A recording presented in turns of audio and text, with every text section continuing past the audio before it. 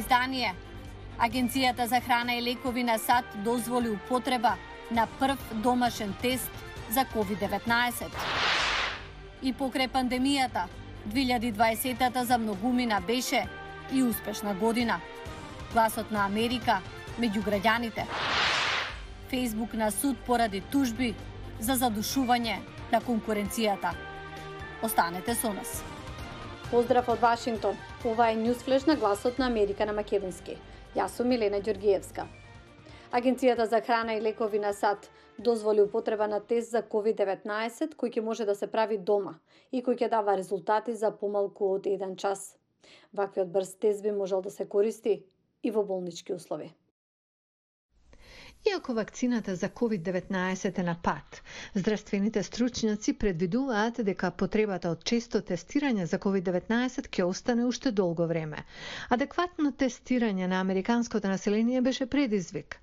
Сега има надеж за нов период. Само тестирање дома. Брзо, чувствително, специфично домашно тестирање, дури и такво за кое нема да ви треба упат од лет, така што секој сам ќе донесе одлука да знае. Новите технолошки напредоци сугерираат дека широко достапно домашно тестирање е на дофат. Американската агенција за храна и лекови авторизираше употреба на првиот домашен тест, што дава резултати за помалку од 1 час. Доктор Џон Чоу ги водел клиничките студии за тестот. Се работи за лабораториски тест во домашни услови. Ист или многу сличен со она што го сметаме за стандарден PCR тест. Има ензими во солуција така што кога примерокот е ставен, тој го засилува генетичкиот материјал што е таму. Детекторот може да го открие и за 30 минути дава резултат. Колку би било убаво да сме во можност тоа да го правиме дома, да ги држиме луѓето изолирани. Чоу вели дека тестовите исто така ќе бидат од корист и кога ќе се користат во клиниките. Кога можеме да добиеме резултати со лабораториски квалитет, многу брзо да донесуваме и одлуки. Компанијата планира широка дистрибуција на тестот во САД оваа пролет. Друг нов тест доаѓа од вештачката интелигенција. Истражувачи од Универзитетот на Оклахома нашле дека кашлица на лице инфицирано со COVID-19 има уникатен звук што може да биде откриен со користење на вештачка интелигенција, дури и ако луѓето немаат други видливи симптоми. Поѓаме од тоа првично наоѓање и работиме на правење апликација. Апликацијата прво ќе треба да научи да издвои звук на кашлање од други звуци во средината. Употребени се околу 50.000 кашлања за да се тренира апликацијата. Потоа се употребени речиси исто толку звуци што не се кашлање. Понатаму, апликацијата се усовршува со користење на кашлање од пациенти со COVID-19.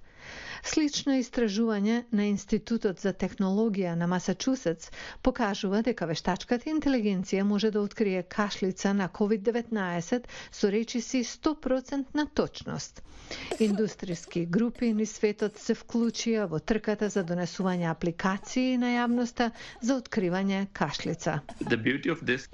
Убавината на ова е што не се скапи, може да се повторуваат, може да се прават секој ден, дури неколку пати на ден.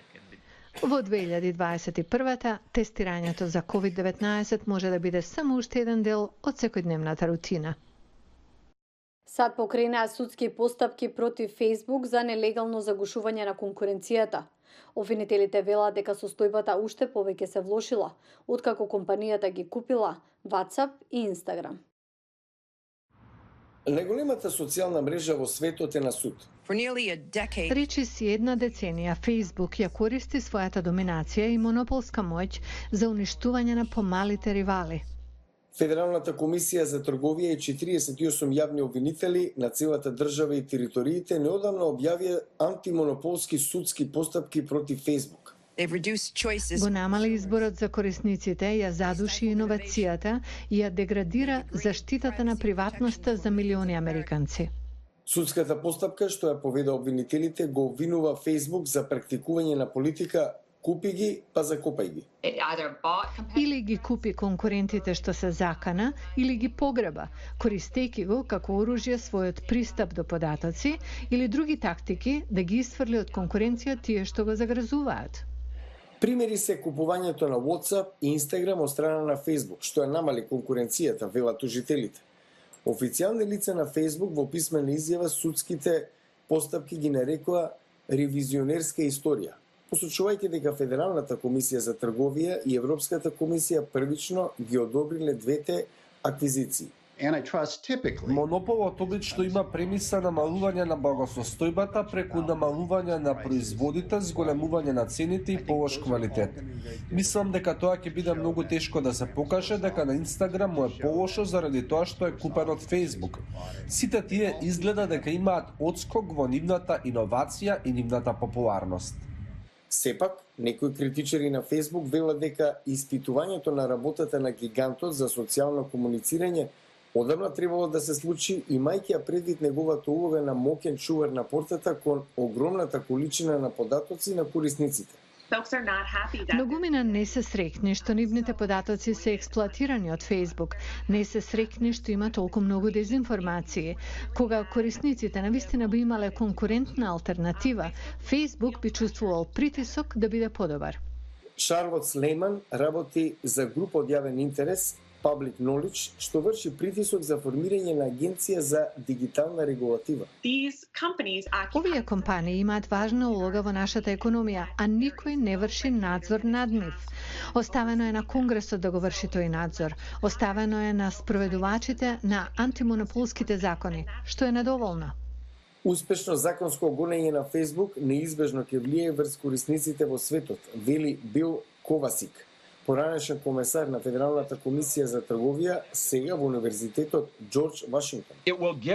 Тоа ќе им даде голема лепеза на избор и ќе стимулира конкуренција и ривалства кои ќе донесат на изненадување на многумина иновации кои сега не се достапни. За 2,7 милиарди корисници на Facebook во светот, тоа може да значи поголем удел во одлуката на кој начин сакаат да бидат поврзани.